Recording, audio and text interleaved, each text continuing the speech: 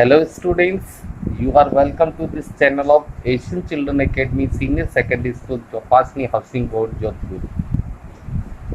Students, आज हम राजस्थानी चित्रशैली का अगला पार्ट यानी राजस्थानी चित्रशैली का भाग 8 किशनगढ़ शैली के उद्भव और विकास की चर्चा करेंगे। इससे पहले हमने राजस्थानी लघु चित्र शैलियों के 7 भाग स्टडी कर लिए।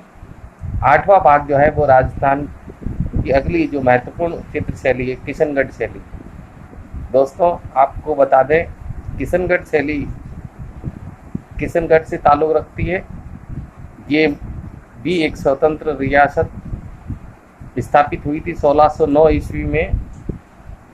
महाराजा किशन सिंह ने किशनगढ़ राज्य की स्थापना की थी और वहाँ पर फली फूली शैली ही जो है वो किशनगढ़ शैली कहलाती है।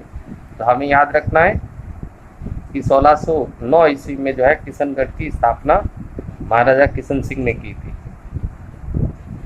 तो उसी संदर्भ में हम आज पढ़ रहे हैं किशनगढ़ शैली का उद्भव और विकास। तो शुरू करते हैं आज का टॉपिक। किशनगढ़ शैली का उद्भव और विकास में किन किन महाराजाओं का और किन मुख्य चित्रकारों का योगदान रहा और किस तरह से यह शैली फली फूली और पुष्पित हुई।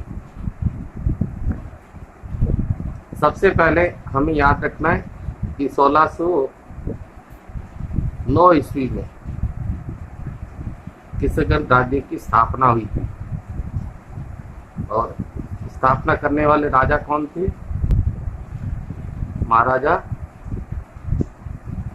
किशन सिंह। और किशन सिंह से काल से ही जो किशनगढ़ जो है वो वैलभ संप्रदाय का एक प्रमुख केंद्र रहा है। यानी राधा कृष्ण की प्रेम लीलाओं से संबंधित इस शैली में बहुतायत चित्र बने थे। कारण ये जो था किशनगढ़ जो था वो वल्लभ संप्रदाय से संबंधित प्रमुख केंद्र था। तो सबसे पहले हम बात करते हैं महाराजा रूप सिंह जी। यानी महाराजा किशन सिंह जी के बाद जो 5वें राजा हुए थे वो थे महाराजा रूप सिंह, जिनका शासनकाल था 1643 ईस्वी से 1658 ईस्वी। महाराजा रूप सिंह के काल में भी चूंकि हम पढ़ चुके हैं कि किशनगढ़ शैली वल्लभ संप्रदाय का प्रमुख केंद्र रहा, इसलिए महाराजा रूप सिंह के काल में यानी 1643 से 1658 ईस्वी में आश्रित चित्रकारों ने, यहाँ के जो राजा के आश्रय में जितने भी चित्रकार थे, उन्होंने कृष्ण और राधा के प्रेम लीलाओं के अनेक चित्रों का निर्माण करवाया। यानी मुख्य रूप से इस काल में कौन से चित्र बने थे? राधा और कृष्ण की प्रेम लीला। फिर हम बात करते हैं इनके बाद जो महाराजा हुए थे किशनगढ़ के, महाराजा मान सिंह, जिनका समय काल है 1658 ईस्वी से 1706 ईस्वी। तो महाराजा रूप सिंह जी के जो उत्तराधिकारी थी महाराजा मान सिंह 1658 से 1606 ईस्वी इनका कार्यकाल था। इन्होंने भी वैष्णव भक्ति से संबंधित चित्रों का निर्माण करवाया। जैसा कि आपको पहले बता दिया था, किशनगढ़ जो है वो महाराजा किशन सिंह के काल से ही वल्लभ संप्रदाय का केंद्र रहा, इसलिए यह वैष्णव भक्ति यानी कि राधा कृष्ण के चित्रों का निर्माण बहुतायत हुआ। यानी वैष्णव भक्ति के संबंधित चित्र महाराजा मान सिंह के काल में बने। फिर हम बात करते हैं महाराजा मान सिंह,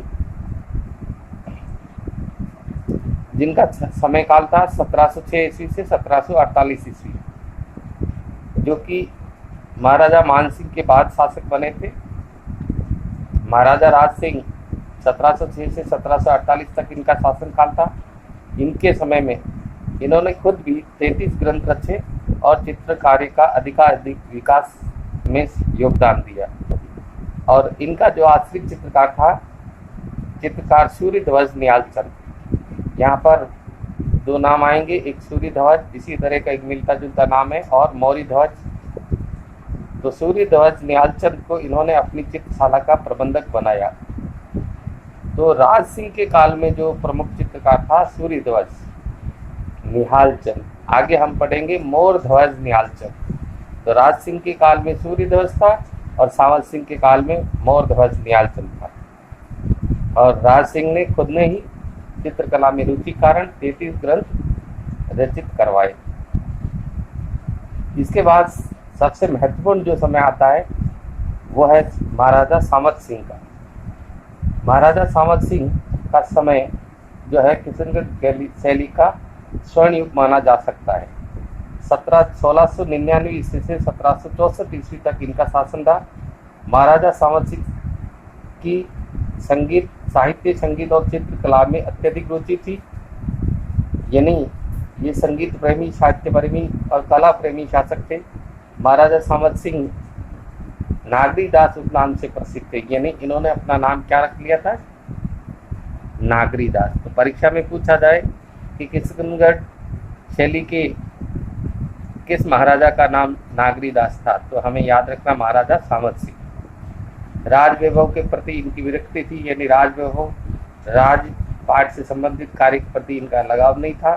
कला, संगीत और साहित्य में इसका विशेष अनुराग, विशेष प्रेम होने के कारण ही नागरी दास या महाराजा सामत सिंह शीघ्र ही किस में लीन हो गए? राधा कृष्ण की माधुर्य भक्ति में लीन हो गए।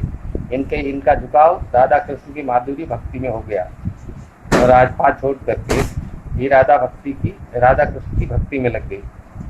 इनके कलात्मक व्यक्तित्व किशनगढ़ शैली को यहाँ तक ले गया, चरमोत्कर्ष तक पहुँचा दिया। यानी किशनगढ़ शैली का सर्वाधिक विकास सामत सिंह के काल में हुआ। 1735 से 1770 की अल्प अवधि में ही किशनगढ़ की कलात्मक गतिविधियां चरम सीमा पर पहुंच गई और असाधारण सौंदर्य वाली कलाकृतियों का निर्माण हुआ। आपको याद रखना है कि सामत सिंह, महाराजा सामत सिंह, जिनका की उपनाम क्या था? नागरी दास, इन्होंने खुद ने भी 75 ग्रंथ रचे थे। इन 75 ग्रंथों का नागर समुच्चय के नाम से माना जाता है। तो सामत सिंह की खुद की रचना क्या है? नागर समुच्चय। दूसरा याद रखना मनोरथ मंजरी, रसिक रत्नावली, बिहारी चंद्रिका, ये इनकी ग्रंथ है, ये इनकी रचनाएं किसकी? महाराजा सामत सिंह की। नागर समुच्चय, मनोरथ मंजरी, रसिक रत्नावली और बिहारी चंद्रिका। इसके अलावा हम इन्हीं से संबंधित बड़ी ठणी आगे पढ़ेंगे जो कि इनके चित्रकार निहालचंद ने या मोरध्वज निहालचंद की रचना है।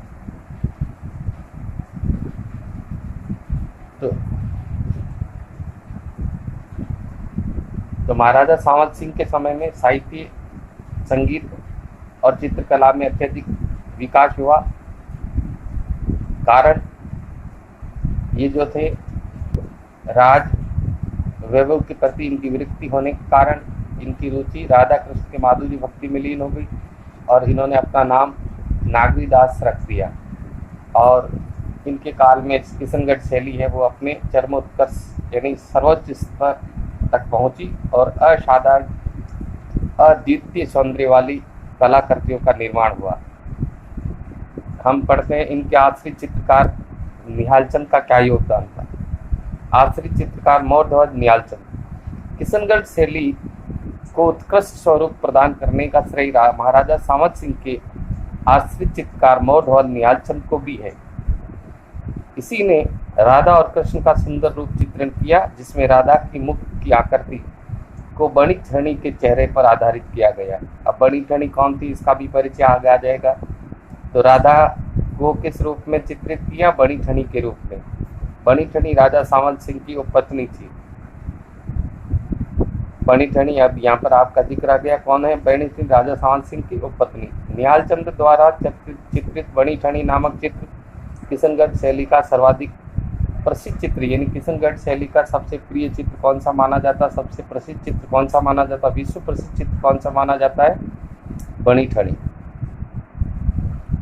नायक नायिका एवं राधा कृष्ण के चित्र में नायिका और राधा की भूमिका में, यानी नायिका जो थी वो राधा की भूमिका में, किसको बनाया? नायिका और राधा की भूमिका में बणी ठणी को ही चित्रित किया गया।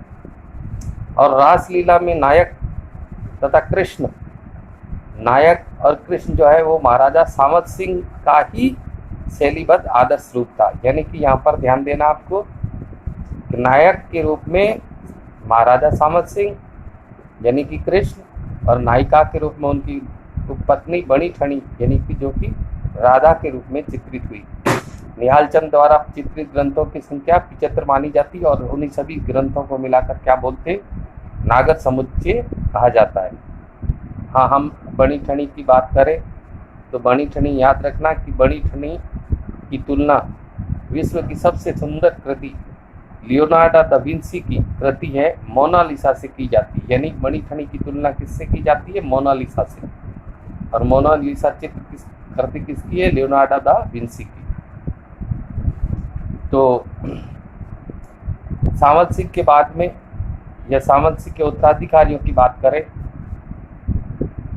तो 1764 ईस्वी में सामंत सिंह का देहांत हो गया, उनकी मृत्यु हो गई। इससे पहले याद रखना है 1763 ईस्वी में जो है बणी ठनी की मृत्यु हो गई और 1 साल बाद में सामंत सिंह की मृत्यु। इनकी मृत्यु के बाद में जो इनके उत्तराधिकारी शासक रहे, बहादुर सिंह, कल्याण सिंह, बदन सिंह आदि के शासनकाल में भी किशनगढ़ शैली पर्याप्त रूप से विकसित होती रही। माना जाता बहादुर सिंह के काल में लाडली दास नामक चित्रकार ने गीत गोविंद नामक सुंदर चित्रण का कार्य किया, जो कि 1820 ईस्वी का है।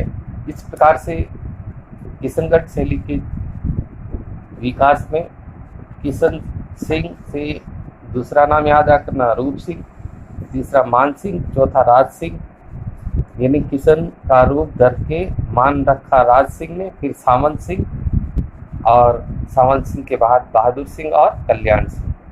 इस तरह से बहुत ही सुंदर किशनगढ़ शैली में सुंदर चित्र बने, जो कि सभी चित्रों का जो मुख्य जो विषय रहा था वो था राधा कृष्ण की प्रेम भक्ति, राधा कृष्ण के माधुरी भाव का काव्यात्मक सुंदरी चित्रण इस शैली में किया गया है। विद्यार्थियों, इस टॉपिक को अच्छे से आप स्टडी कीजिए। जहाँ भी आपको समस्या आती वीडियो को पॉज करके नोट डाउन करें। अगले टॉपिक के साथ शीघ्र ही मिलेंगे, तब तक के लिए धन्यवाद।